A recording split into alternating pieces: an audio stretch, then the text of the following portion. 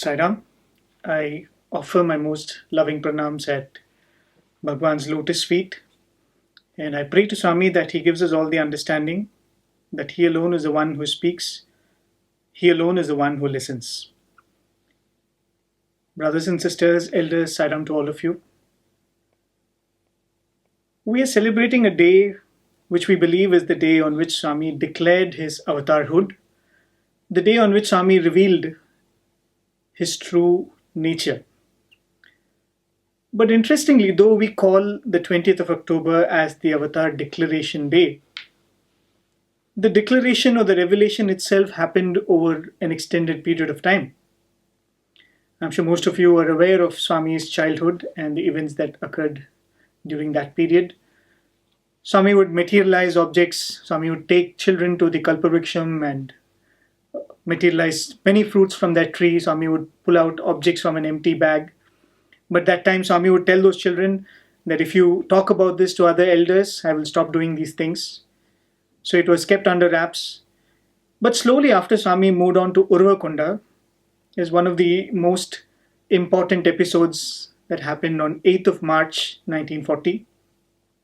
It was the day after the Shivratri of that year when Swami came back after the night's worship. And the legend is that there was a scorpion bite incident, but a scorpion was not found, and Swami just revealed much later that it was just a moment where he chose to reveal himself. After that time, Swami started behaving very differently from the boy whom he was known to be. And there were some incidents during that time when Swami went into a faint. It looked like Swami was in a coma, and they tried different things. They got a doctor, and somebody got a sorcerer. And even during that time, Swami looked at the sorcerer and said, "What are you coming here to cure me for? Don't you recognize me? I am the one whom you have been worshipping all these years. So offer your salutations and get lost." So that was one moment when Swami showed who he is.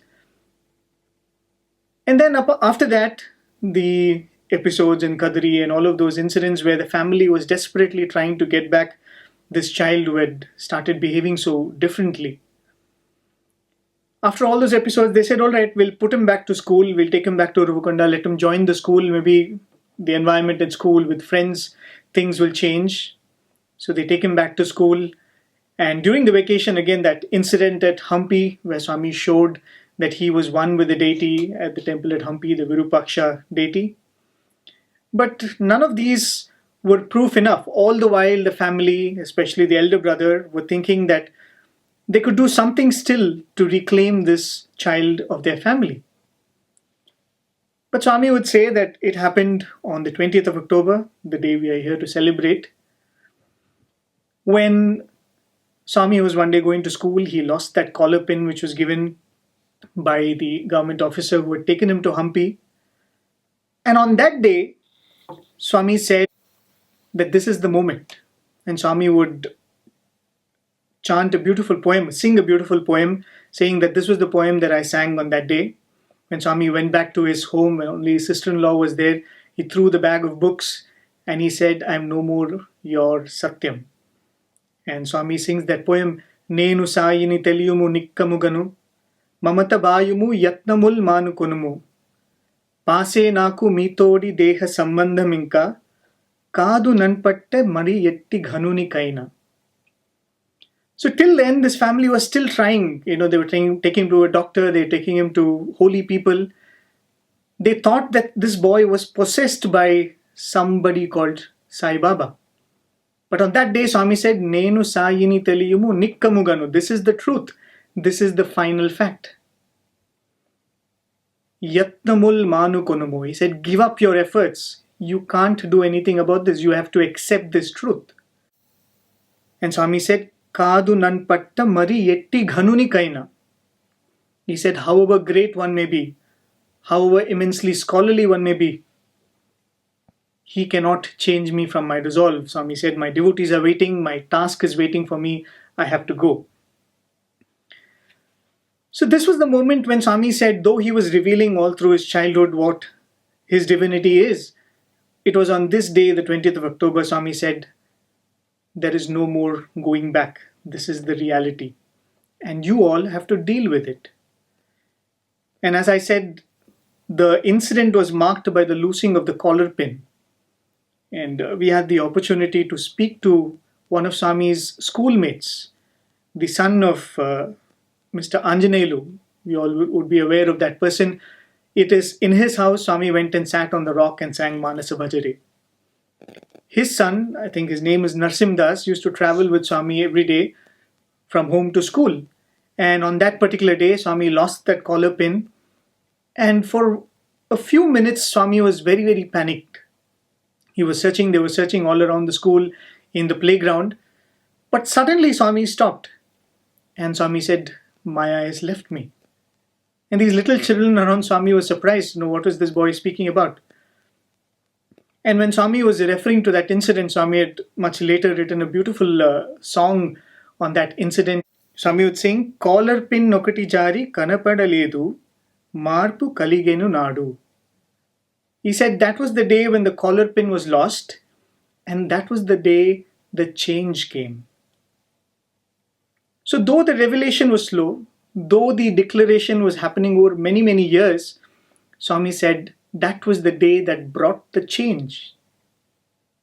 So in many ways, though we are here and calling it the Avatar Declaration Day, though we are calling it the day Swami established himself as an avatar of the age, we are actually celebrating the day of change.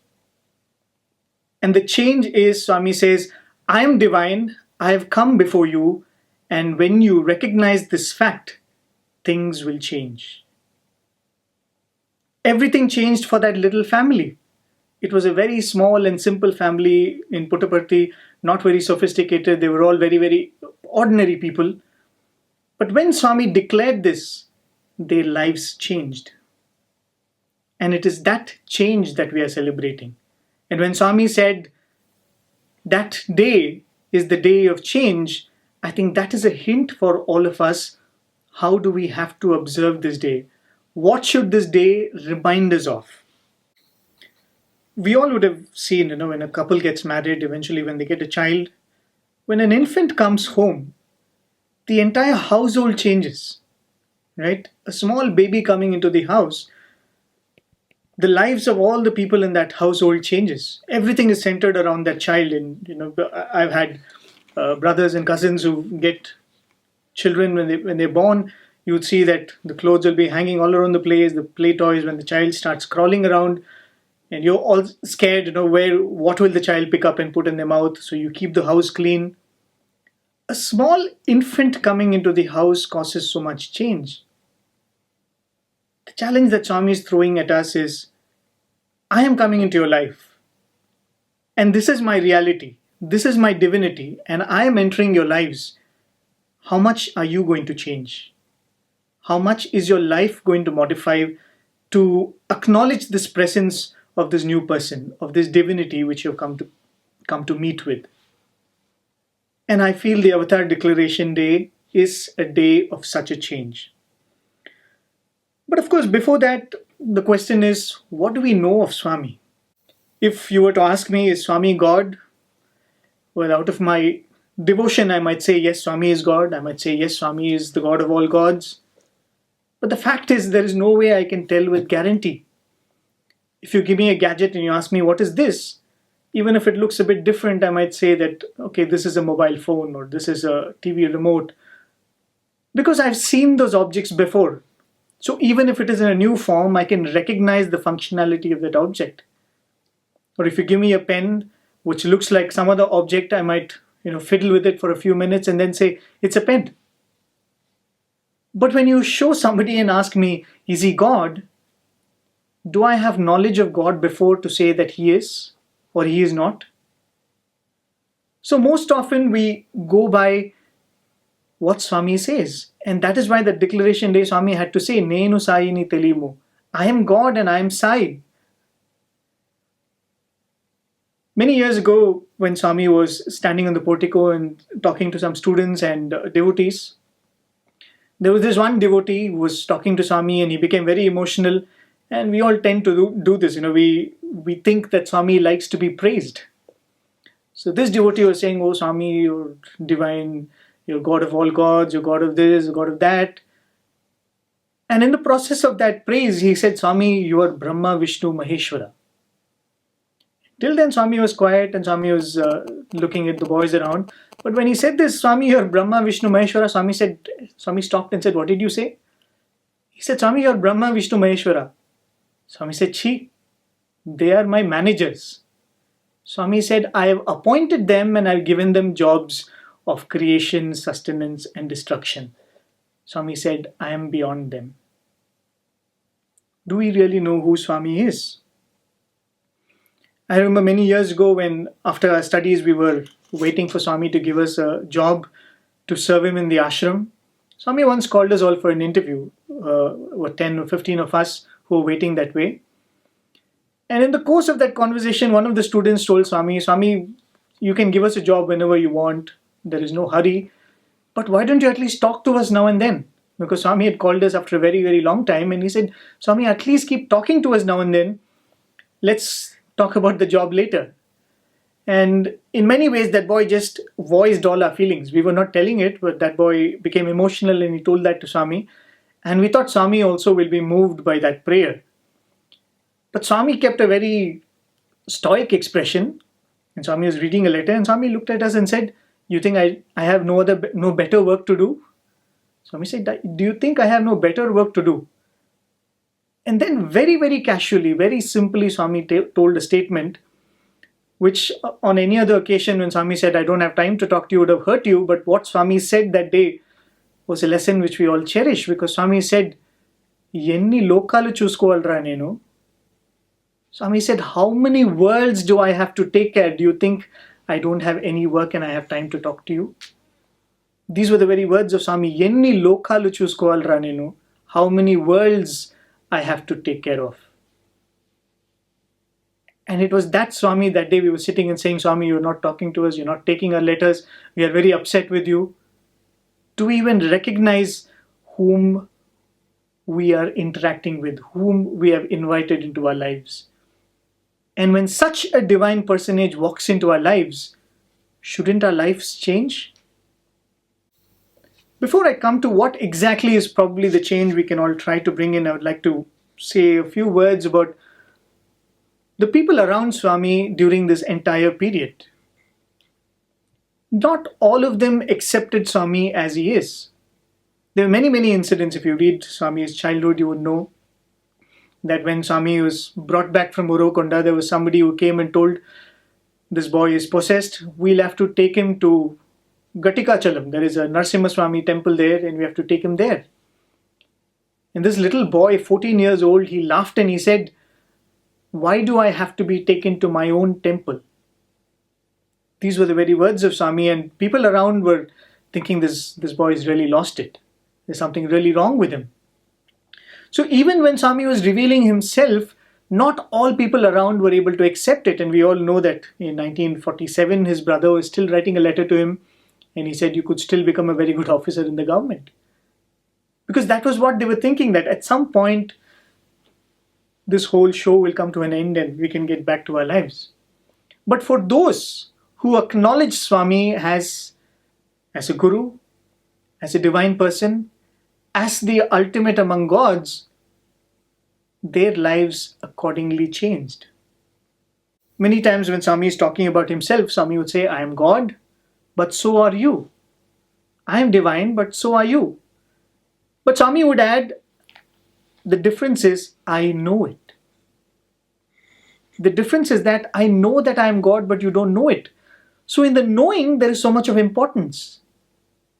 But then we ask ourselves, but we do know that Swami is God. Why is it not making the difference? Because when you know, and the change results in action. Swami once was telling to some of the teachers of the university, Swami said, there is fire there. You realize that the fire burns. Even if I catch your hand and put your hand into the fire, you will wriggle out and run away. Why? Because that understanding is so deep that fire will hurt, that fire will burn. And when you realize that Swami is divine, that realization should be so strong that it will reflect in our action.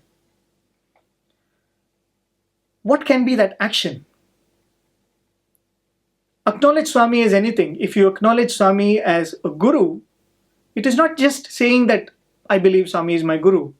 If you acknowledge Swami as your guru, it means you are promising obedience. If you acknowledge Swami as your mother, it means you're saying, to make my mother happy is my duty. You're acknowledging your duty as a son, as a daughter, as a child. When you acknowledge Swami as your father, again you are promising obedience, promising acceptance of his discipline. And the change which I said should reflect in these things. There is that beautiful story which Swami would narrate, where there is this man who is doing meditation under a tree for many, many years, and sage Narada comes by, and this man looks at Narada and says, you keep going to Vishnu Loka. When you see the Lord, ask him, when will I get my darshan? So Narada is very impressed by the penance this man is doing, so he goes to Lord Vishnu, and the story goes that Vishnu is sleeping there. He's taking rest on his serpent bed. But Narada is so impressed by this devotee that he is not having the patience to wait. He says, Lord, you know what? I met a devotee like this. He's doing very good, very hard penance, and all that he wants is he wants to see you. So he comes to Vishnu and says, please tell me, Lord, when will you give him darshan? So Lord Vishnu says, some other time, Narada, don't talk to me now. I'm not interested in the topic. So Narada insists, no, Swami, you should tell me. Tell me when will you give him darshan? And apparently in that irritation, Lord Vishnu says, tell him it will take as many years as there are number of leaves on the tree under which he is sitting. And next moment, Narada thinks of the tree under which he was sitting, and it was a tree with a huge canopy. So Narada is so disappointed, he goes back to this man, and he tells him, he says, I met Lord Vishnu, and this is what he said. He said it will take as many years as there are leaves on the tree under which you are sitting. And the moment this was told, this man starts jumping into a dance, and he's ecstatic, he's dancing, and he's so happy. And Narada is like pretty confused. Why is he happy about? I mean, I've given him a pretty sad news. And this man starts dancing, and the next moment he sees that Lord Vishnu appears there. And Narada is thinking, what is this? Just now I've told him that this is the message Vishnu gave, and this man is appearing, and this Lord is appearing here like this. What will this man think of me? So there he is, Vishnu is giving darshan, the devotee is lost in the bliss. So after that, Narada approaches Lord Vishnu and says, Lord Vishnu, this is not fair. No, you told me and I conveyed it to me, and how can you go back on your word? And then Lord Vishnu says, the moment you told him that it will take so many thousands of years, and after that he will get my darshan, this devotee was so happy that after all I will get his darshan. After all, I will get what I'm praying for. And he was so happy, and that happiness was so spontaneous and so true that I couldn't care less about my word. I couldn't care less about my promise. I decided to give him my darshan right away. When we acknowledge that this Lord of the Lords, the master of this entire universe, masters, as we sing in our national anthem, Bhagya Vidata, he is the one who is the string puller of all our destinies, and such a Lord we have invited into our lives, shouldn't it express in boundless happiness? Shouldn't it express in happiness which, as Swami would say, costless happiness? There's no reason for you to be happy. It's not like you won a lottery. It's not like you've got a promotion. Costless happiness. If anybody asks, Swami is in my life. And that happiness is a result of fearlessness. There's nothing to fear. Here is the Swami who can solve any problem, who can cure any ailment, and he is mine. He is my Swami. Where is the question of fear? And that boundless happiness and that boundless fear coupled with obedience. You know, even if I buy a normal gadget, I'm always wondering what is the best way to use it. You see a user manual, you go and see an unboxing video on YouTube, because we want to know how to deal with this new piece of gadget or piece of technology which I found. And here we are leading lives, And here is the one who is the creator of all life, and he is giving us a code of conduct. He's saying, this is how you should live. This is the manual of all manuals. So when we acknowledge that, yes, Swami is divine, yes, Swami is God, yes, he's the master of all universes, Inni lokal chuskoవాలి, Swami said. When we acknowledge that, automatically we'll obey what he says. And this fearlessness, this boundless happiness with obedience, the more we acknowledge Swami's divinity, the more we should grow in this. You know, when we were students, we would always keep judging the people around us. Swami talks to this boy more, but he doesn't seem to be so disciplined. There's some other boy who seems to be a very, very good boy, but Swami is not talking to him. And when we were discussing this once, we came up with this little explanation of us. See, when we look at each other, when I look at you or you look at me, we generally judge people based on what they are, right? What are you? What am I? What is he? What is she? So in algebra, when we are fixing a value for a variable, we call it x. X is usually used as a variable, right? So invariably, we judge each other by saying, what is the value of x? Okay, this person is good, this person is bad. But when Swami looks at us, we came up with this explanation that Swami looks at delta x. So delta x is, in algebra, we say x1 minus x2 or x0 minus x1. What were you and what you are? What is that difference? That is delta x. And Swami will always respond to the change in you, not what you are. So every day can we ask ourselves, what is the change in me? What is the change in me? The best thing I can find in the whole of the world, I have found. What is the change in me? And can we for ourselves ask, what change have I brought today? What change have I brought this week? What change have I brought this month? And I think that is the best way to celebrate this day of change. But when we do this, there is this beautiful verse or statement in the Vedas. I started by saying that, if you ask me, is Swami God? I'll tell you that I will not be able to tell you because I don't know God. But the fact is, you will never be able to know God. Because the Veda says, Brahmavid Brahmaiva Bhavati. The day you know God, you become God. So you can never know God and not be God. So in this process of acknowledging Swami's divinity, and as you acknowledge, you will start knowing more and more of Swami. I told you of that incident when Swami said that I am the boss of Brahma, Vishnu, Maheshwara. One of the teachers who heard this looked at Swami and he was so very overwhelmed by this revelation that Swami gave and said, Swami, you are so divine, but we don't realize it. What should I do to realize your entire divinity? And Swami said, very, very simple. One simple sadhana is there. Swami said, every day remind yourself, Swami is God, Swami is God, Swami is God. And this teacher said, Swami, such a simple thing. I thought you were going to give me some yogic practice. Swami said, no, remind yourself, Swami is God, Swami is God, Swami is God. And when we remind ourselves, ask, if Swami is God, what am I supposed to do?